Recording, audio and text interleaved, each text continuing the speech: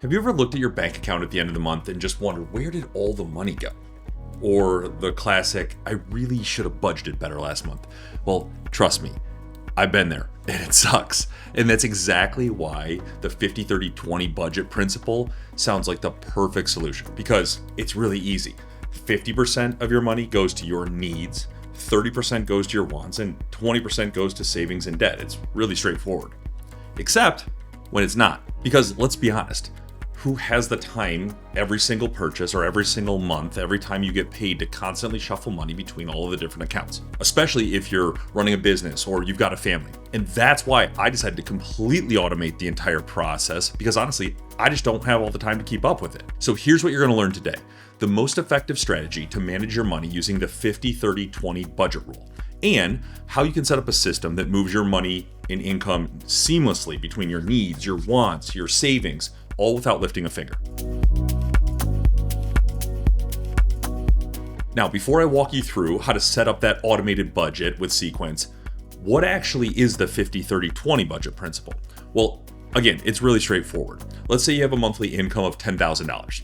According to the 50-30-20 rule, $5,000 goes towards essentials like rent and groceries and utilities. 30% goes towards your wants. That's like eating out at the restaurant, traveling, or new tech that you want to buy.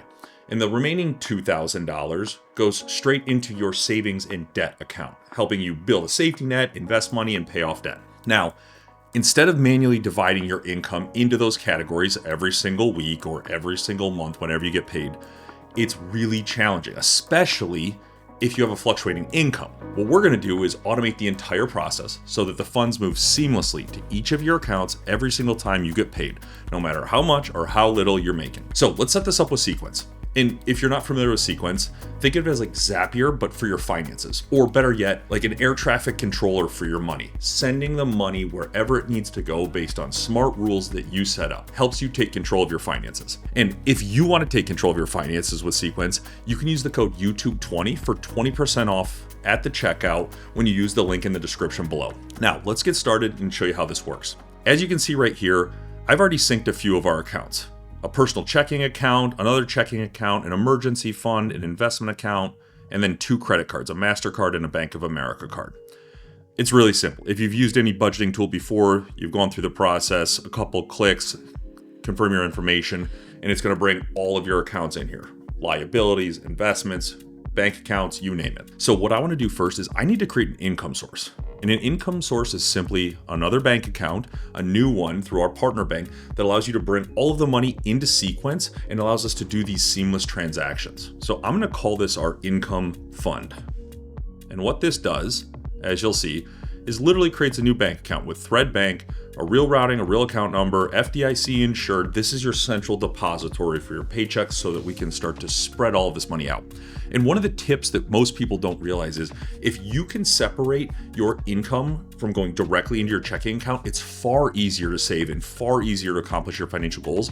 Because if you see all that money go into your checking account, it's really hard to mentally allocate that money to what it needs to be going. Instead, if we can build in this layer so that we can start to sort that money out and only send money to your checking account or your spending accounts that you need to spend, it makes accomplishing our financial goals far, far easier. So I've got it set up there. Now, what do I need to do? Well, I need to come up with the different accounts for the 50, 30, and 20 piece. And all I need to do here is simply click Create Pod. This allows me to open up a new account that can be the destination for what we want to accomplish. So let's start with 50%. That's for your needs. So we're going to call this needs. I'm going to put 50% in there as well. Click it, and we're good. Now let's add another one called wants, 30%. And lastly, we're going to click saving and debt, 20%. And just like that, we've got our destination accounts all set up. Now I'm going to spread these out so we can see them. So we've got these rules set up. And now all I need to do is click and drag to create a rule. Now you've got a couple different options. You can trigger this any time that you're getting paid. So every single time money comes in, whether it's your biweekly paycheck, a bonus, a check that you deposit, you name it. You can trigger it every single time that money comes in and it'll split it up correctly. Or you can trigger by date. a really good tool for people who have fluctuating incomes. Maybe you're working in real estate or in sales, or you own your own business. You can start to get on a more consistent payment schedule, which helps you build up some buffer, so a rainy day type fund, so that when times are tight, it's a little bit easier because you have money set aside. But for right now, let's just go with triggered by incoming funds. So I think that's the easiest to understand right now. In this case, I want to transfer a percentage of the incoming funds, in this case 50%, to needs.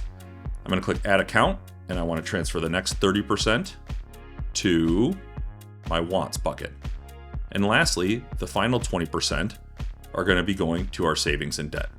Now I click save, and just like that, anytime money hits that account, it's immediately going to be distributing it 50, 30, 20 to needs, to wants, and to savings and debt. And so now we can start to have a little bit more fun with this. Now, typically, most people have a checking account, and you're probably paying everything from your rent or mortgage and insurance, car payments, all the way down to fun times out with friends, to travel. Everything's coming out of one central account. That's why splitting this up can be so powerful, because now what we can do is we can use one of our checking accounts and have that pay for all of our needs. That way we don't need to change all of the billing information for our recurring subscriptions and policies that we've got. And so what I'll do here is I'll trigger by incoming funds again, transfer 100% to that personal checking. And I can even go one further. I can click on this account, this is through Chase Bank, and I can call this my needs account. Simple as that. So now, if I want to, I know that this is the account that I'm going to spend all of my money for the mortgage, for the car payment, for the insurance. All of those different pieces are just coming out of this account. And the power is, because most people have multiple bank accounts, because every bank you sign up with seems to give you 2, 3, 4 different accounts. One of those accounts you can now use for your wants. It makes it far easier to budget.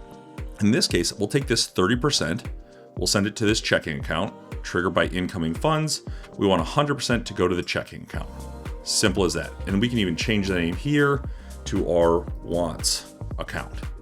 And now every single time I get paid, that money is going to be going into the Capital One account, so I can use that for my fun money. It's a great way to do this.